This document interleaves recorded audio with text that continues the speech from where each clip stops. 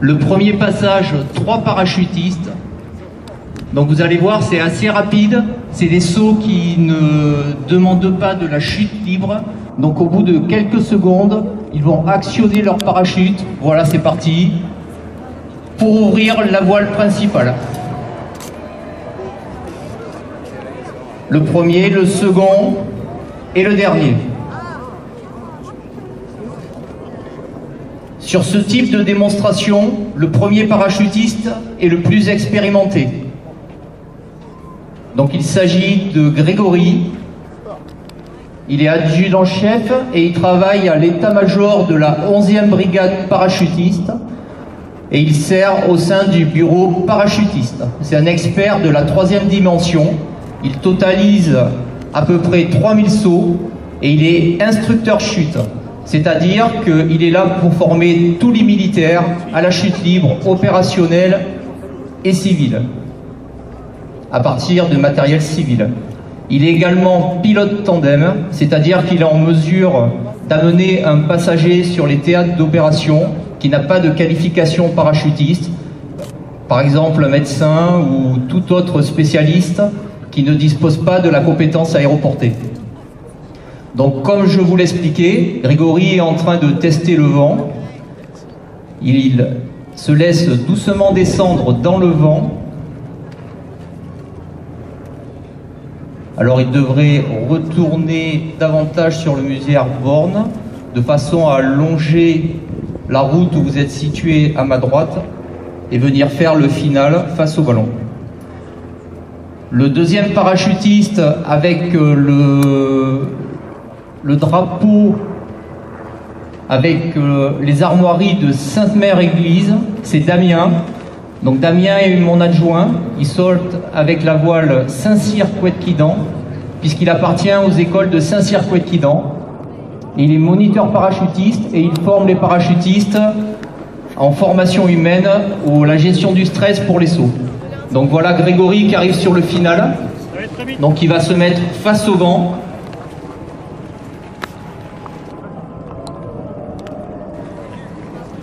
Pour venir poser en sécurité devant vous. Et vous pouvez l'acclamer.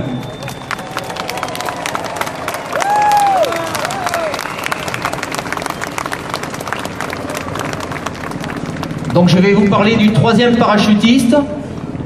Donc son pseudo c'est FX. Pour des raisons de sécurité, on ne communique pas sur nos noms de famille. Donc FX, qui appartient au 1er régiment de chasseurs parachutistes qui est stationné à Pamiers. Il totalise à peu près 1500 sauts, tout comme Damien qui est en train d'arriver avec le drapeau aux couleurs de Sainte-Mère-Église. Voile Saint-Cyr-Couët-Quidan.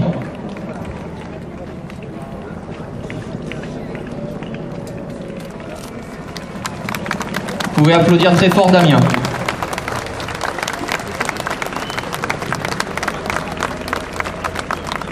Donc FX est en train de se positionner également pour faire sa prise de terrain en U. Il aborde son dernier virage, se laisse descendre dans le vent, avant de contrer et se mettre face au vent. Alors, le Caïman largue également les 2 derniers parachutistes. Je reviendrai sur eux une fois que FX sera posé. Donc FX du 1er régiment de chasseurs parachutistes.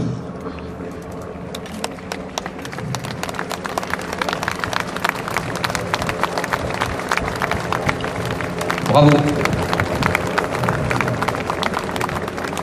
Alors, deuxième largage de parachutistes. Vous pouvez observer 2 voiles aux couleurs armée de terre. Donc c'est un peu le fleuron de notre école des troupes aéroportées. C'est le fleuron de notre école des troupes aéroportées qui est devant vous. Ils appartiennent à l'équipe de démonstration de l'armée de terre. Nous avons Yannick, qui est capitaine, instructeur parachutiste à l'école des troupes aéroportées. Il totalise plusieurs milliers de sauts. Alors Yannick, je travaille souvent avec lui puisqu'il saute avec moi régulièrement sur le Stade Rennais ou sur d'autres plateformes, 14 juillet à Paris et autres, tout comme Grégory, le premier qui est tombé. Donc avec son drapeau bleu, blanc, rouge.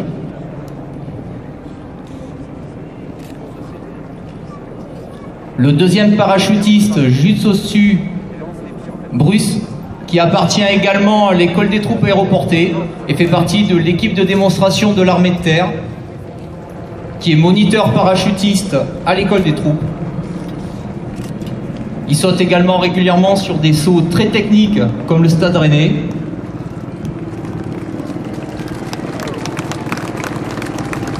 Bravo Yannick. Vous pouvez les applaudir très fort. Et voici notre dernier parachutiste, Bruce. 1500 sauts à son actif. Donc Bruce est également paraprofessionnel, puisque souvent nos parachutistes cumulent des qualifications et militaires et civiles. Donc Bruce va arrondir pour poser en douceur. Regardez bien ses mains, il arrondit sa voile de façon à arriver en toute sécurité. Je vous demande de les applaudir très fort. Contrairement à ce que vous pouvez penser, ce type de saut est très complexe. Ça demande une concentration et une pratique régulière de l'activité parachutiste. Et je tenais à les remercier de leur professionnalisme.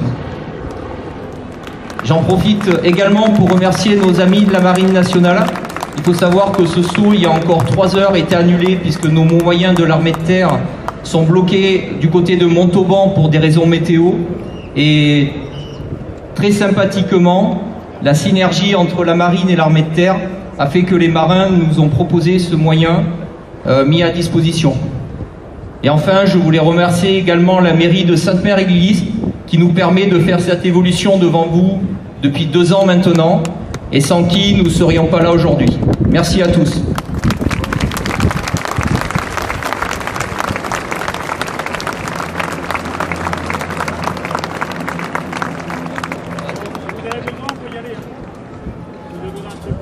C'est la latence.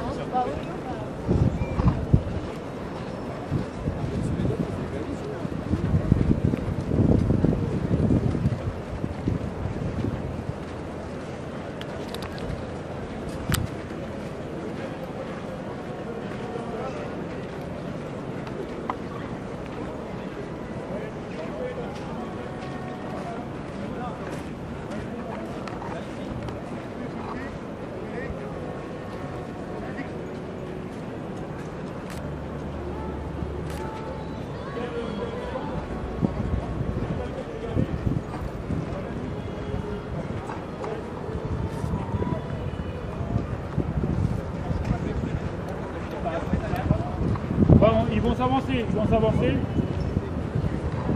Allez, reculez, on va laisser s'avancer. Voilà, c'est bon. Allez, reculez, voilà. Allez, reculez tous. Reculez, comme ça on prend de la distance. Vas-y, reculez pour avoir le plan derrière, voilà.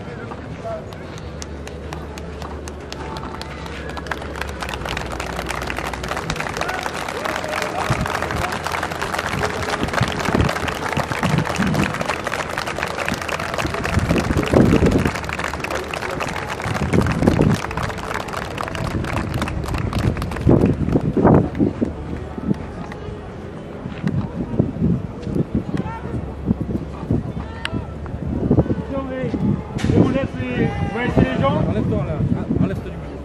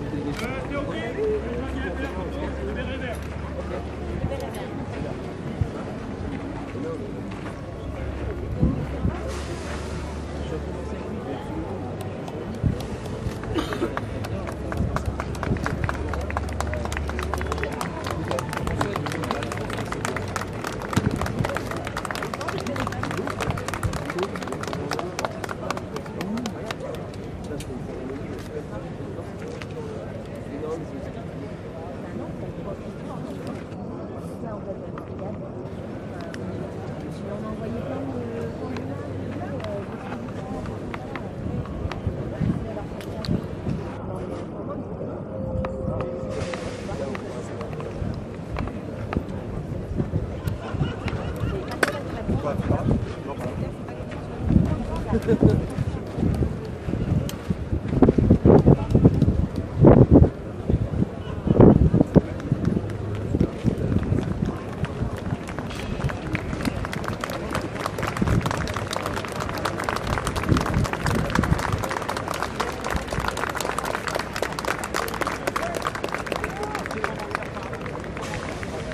il y avait deux passages, si vous avez bien observé. Il y avait un premier passage de 3 personnes et un deuxième passage de 2 personnes. J'étais la deuxième personne avec le grand drapeau français. Voilà. Oui, voilà, c'est ça.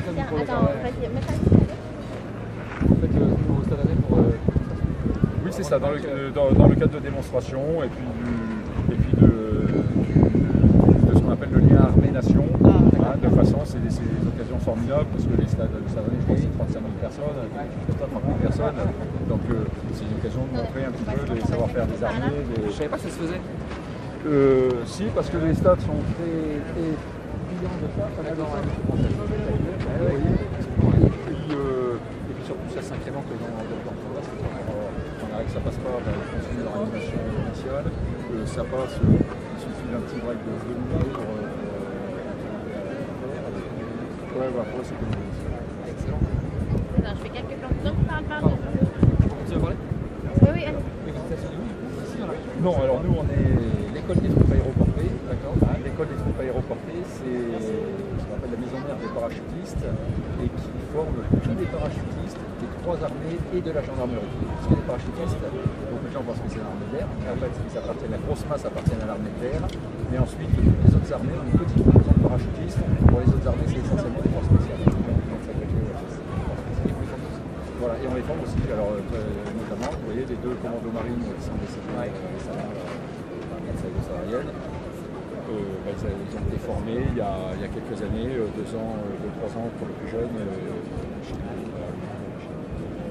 Dans ce niveau, on est obligé de savoir le niveau des forces spéciales. C'est-à-dire, les forces spéciales, c'est des forces qui, par nature, sont employables dans toutes les circonstances. Et donc, forcément, par la 3e dimension. Et vous voyez, c'est l'aspect de la surprise, parce que, bon, là, on fait des démonstrations pour montrer ce qu'on est. Mais avec la finalité opérationnelle, c'est bien de sauter à 1000 mètres d'altitude, sous oxygène. On peut s'infiltrer sur plus de 30 km avec une voile. Voilà. Donc ce qui fait que vous voyez qu'il y a hors radar, hors visuel, etc. de nuit, et ça se fait de nuit avec des lunettes de vision nocturne. Donc il y a un effet de surprise qui est total. Et donc la comparaison cette force spéciale, c'est normal. C'est pas concevable de ne pas les utiliser dans ce cas-là. Alors nous, en tant qu'instructeurs, nous sommes une population de gens qui globalement ont une grosse expérience opérationnelle, avons tous eu une première partie de carrière dans des régiments des forces, voilà, qui en même temps, par passion, par désir, se sont extrêmement spécialisés dans le domaine du parachutisme, parce que c'est également très technique. Et en fait, on atteint un niveau, le niveau d'instructeur, qui permet d'enseigner à des gens et de leur faire gagner, parce qu'ils sont très occupés. Bien, c'est pas spécial, ils ne peuvent pas passer leur temps à sauter non plus. Donc, de par l'expertise, etc., on leur fait gagner énormément de temps. C'est-à-dire qu'en une centaine de sauts, on amène quelqu'un à être parfaitement opérationnel. Alors que le concept en école, on est très attaché, forcément, les armées françaises, très attachés à l'opérationnel. Et nous, le concept, c'est quand même un concept qui est ambitieux et qui fonctionne bien. On appelle ça apte d'emblée. C'est-à-dire les gens, ils sortent d'un stage de formation, ils sont immédiatement engageables. Voilà. Donc ce qui fait que le stage de formation doit être quelque chose de plus réaliste possible. Et c'est le cas. C'est le cas aujourd'hui. Il y a des gens qui, la semaine d'après, sont en opération. Ok. Donc c'est une belle responsabilité, quoi. Et puis c'est la deuxième partie de carrière pour les plus anciens parmi nous. Moi j'ai 57 ans, j'arrive vraiment à la fin de ma carrière. Je vais atteindre la limite d'âge dans 2 ans. Mais c'est une belle manière de retransmettre tout ce qu'on a pu développer au cours d'une carrière et de passer le flambeau à des plus jeunes. Oui, voilà, c'est ça. Est-ce que vous pouvez donner votre prénom, votre nom? Je sais pas comment. Oui, moi je m'appelle Yannick, mon prénom Yannick, je suis capitaine. Et votre fonction? Voilà, donc moi je suis instructeur parachutiste, je suis à la conception un petit peu avec la direction de la conception de la formation. Ce qui est intéressant, c'est surtout l'instructeur qui lui est au contact des élèves. Hein. Bon, j'étais au contact des élèves, on est toujours un petit peu, mais on brille, on chapeaute, on organise pour que les instructeurs puissent mener à bien ces instructions, la validité des stages, la pertinence des stages. Il faut toujours adapter les contextes opérationnels et en permanence. Donc tous ces stages-là, il faut les adapter en permanence aux réalités opérationnelles. C'est pour ça que nous envoyons beaucoup de nos instructeurs en opération également, pour qu'ils ne restent pas cantonnés à l'école, mais qu'ils aillent vivre en même temps, tout en étant à l'école, sur des séjours de 4 mois, la réalité opérationnelle, de façon à ce qu'on s'adapte et à ce qu'on colle au plus près de ce que vont faire les forces en opération. Alors, il y a 75 ans, des parachutistes arrivaient ici sur le territoire, quand vous sautez aujourd'hui, ça peut être après, est-ce que vous pensez un petit peu à vos prédécesseurs, si vous ne faites pas partie de la même armée, mais... Oui, forcément, parce que, vous savez, les parachutistes, c'est un état d'esprit. En France, on a une longue histoire de grosse culture parachutiste, et notre état d'esprit, on l'a puisé lorsqu'on fait ces hommes. Justement, ces jeunes qui sont venus par idéal défendre la liberté d'un pays qu'ils ne connaissaient pas, mais c'est plus que des gens que je connais, que j'aime, c'est un concept, c'est un idéal qu'ils sont venus défendre, ils sont engagés leur vie dans ce... Et nous, on est pétris de cet état d'esprit, c'est ce qui nous anime, et on a une belle démonstration, je trouve, dans cette intervention avec le commando marine, qui a fait un petit peu polémique, est-ce qu'on devait, est-ce qu'on ne devait pas. Nous, non, militaires français, on ne cherche pas à savoir si la personne est rouge, vert, blanche, noire. Alors on est là pour défendre la liberté, pour sauver les hommes, pour sauver des vies. Et je pense que c'est un peu le même village que ces gens-là qui venaient du fin fond du Texas et qui connaissaient peut-être pas particulièrement en tant que français. Le fait de... c'est aussi pour vous, parce que la mémoire militaire du département. Oui, tout à fait, parce que oui, moi j'ai 57 ans aujourd'hui et je fais partie d'une génération, je suis né en 62, où l'agression de la Seconde Guerre mondiale était encore très vivace. Et je me suis personnellement engagé sur cette base, sur cette idée de défendre la liberté de mon pays, de la liberté des concitoyens, etc. Aujourd'hui, la France, c'est nouveau, hein, ça fait des décennies que ça n'était pas arrivé. Elle est également menacée sur son territoire et je pense que beaucoup de jeunes peuvent trouver une source d'inspiration parce que c'est un peu dans la nature humaine de s'engager, il y a une multitude de services, de façon de servir certes, mais c'est une belle manière aussi de défendre et de protéger ses concitoyens. Vous êtes un peu ceux qui vont prendre la victoire parce que les témoins vivants de cette époque du département, on aura bientôt plus, la transmission pas touchée par nous. Voilà, tout à fait. Et en toute chose, nous considérons que c'est l'esprit, l'état d'esprit qui est fondamental. On puise cet état d'esprit dans son histoire. Voilà, c'est pour ça que John Steele, ces jeunes Américains qui sont venus ici sont toujours très présents dans notre mémoire.